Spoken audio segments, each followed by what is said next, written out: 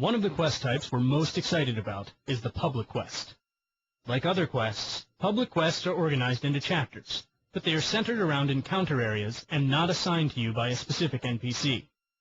As you enter such an area, the game informs you of the public quest going on, and what you can do to help out. Once those goals are completed, it's not over. Public quests are constantly evolving. Completing one stage of the quest will lead to another stage, and another, and so on. It all leads to some final climax, usually taking the form of a boss monster you must help defeat. And with victory come the spoils. In addition to the normal game experience your character will receive for participating, joining a public quest will offer 2 additional gains, contribution and influence. Let's look at contribution first. Every character still participating in the public quest when the final stage is completed will earn an additional reward based upon how much contribution they have built up. In other words, loot. If you can't see the public quest through to its conclusion, however, you're not left high and dry. This is where influence comes in. Every chapter has an NPC that acts as a hub for public quests. As you participate in public quests, you gain influence with that NPC hub. That NPC hub will distribute rewards based upon how much influence you have built up. The more influence, the better your reward options will be. Each hub will distribute rewards based on your influence in their own chapter. So, as you can see, your character will be rewarded over and over as you move on. So, these things we call public quests, or as I call them, not having to wait around for people to raid with quests. Things that are full of joy and energy. And I'll tell you about 2 of them, 2 very particular ones, mostly because we'll be shopping the game around, taking it to shows, and these are the public quests you're actually going to get to see. So whilst I'll explain it to you in that sort of hyperbole style, then when you actually get to see the game, you realise that I wasn't lying. And in fact, it is truly joyous. So there are 2 great public quests at the start of the Greenskins and the start of the Dwarves. We'll do the Greenskins first, mostly because I like them. The thing about the Greenskins, right, is their area starts with this enormous lock. It's a big gate with water behind it. And it's got dwarves in it. You know what orcs are like. They want to fight, they want to fight, they want to fight, they want to fight. So they're desperate to fight the dwarves. The dwarves, on the other hand, realise that if they go out there, they could be in a bit of trouble. And they need to make sure that they're defended and they're looked after.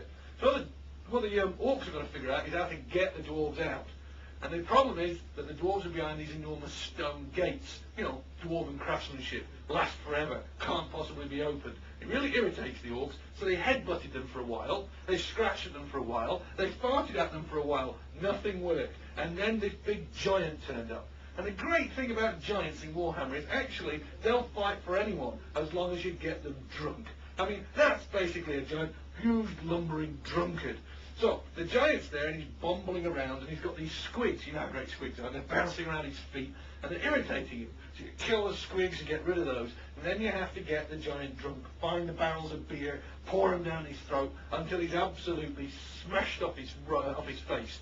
Then, you get hold of one of these big bombs, one of the big naval bombs that the dwarves have built, you know, those big sea mines that they have. And the idea is they get the giant to pick up the bomb and sort of roll the bomb towards the gates. The trouble is, the orcs can't really explain to the giant what the bomb is, and the giant's so drunk by this stage, he's got no idea what he wanted to do. So you can imagine, these orcs are there going, "Come on now, big lad, pick up that big bomby thing, that big round stuff what go boom." And the giant was like, "Huh, huh, huh." So the shaman, the little goblin shaman, came up with a fantastic plan. He got together with a little squig herder, and they go over to the big mine, and they paint it as though it's a great big squig. As there's this big orange squig with teeth and eyes, and it's sort of sitting there. Now when they get the giant really drunk, they go, "Oi, big lad, pick up the big squig." And then the giant goes, "Ooh, I can pick up the big squig." And our animators did a great job. I mean, he actually picks it up, rolls it onto his belly, just like a fat person really carrying stuff. It's awesome. And he waddles about with the big mine and goes over to this like enormous bridge that you can't get onto, and so rolls it down there. It blows up. Well, obviously, that drives the dwarves completely mental. And they come storming out. And they don't just come out in a few of them, no. Hordes of them come out. Wave after wave of them come out. And it goes through all the different types of dwarves that you're going to fight. There's iron breakers and there's engineers. There's all sorts of hammers. It's really, really good. And then it ends with like a big baddie, a big dwarven hero. And he comes out and he's had enough of it, comes out, smashes you around, and then you finally get to like beat him up. Meanwhile, the dwarves basically figure out how to close the gates again, and the whole thing cycles around and restarts. The beauty of this public quest is you can arrive in any stage and have a right good laugh, and kill stunties, and see a big fat drunk man pick up an enormous bomb painted like a squig. I mean, how great is that? And you'll be able to play it. But that's not all. We'll also have the Dwarven Public Quest. Now, the Dwarven Public Quest is not the sort of shameless comic gaggery that we just did for Greenskins. No. This one builds on the actual idea and concepts interwoven within Warhammer, while still having mindless violence at its core. This is all about a dwarven area. It's got a big dwarf engineer, and he lost his wife, Helga, brave Helga, killed by Greenskins. Who else? And the engineer became so possessed by this that he decided that in her memory he needs to kill as many Greenskins as possible. But he wants to do it in a way that is interesting and useful and shows just how much he loved that wonderful woman. So he went off, he built a gun. Not just any gun, but an enormous rail gun. I mean, this gun is big. Think of the biggest thing you can think of and then scale it up by about 12%. I mean, it's enormous. It's got this big row of cannonballs outside it. Some have got dwarven runes on. One of them's got like a squig head and a chain to it, and it's very, very silly. The gun is so big that it fires so far that you can't actually see where it's targeted. There's like an enormous valley, and there's this haze, and so the dwarves are stuck with this problem. They've got this enormous gun, but they've got no way of sighting it.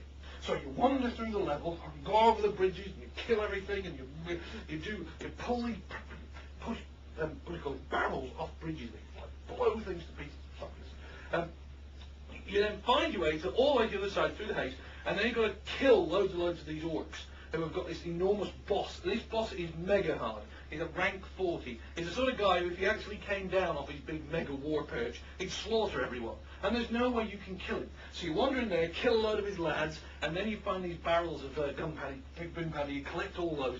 While you're doing that, he keeps sending down bigger and bigger lads, and you realise sooner or later he's going to come down. And when he comes down, you're all dead.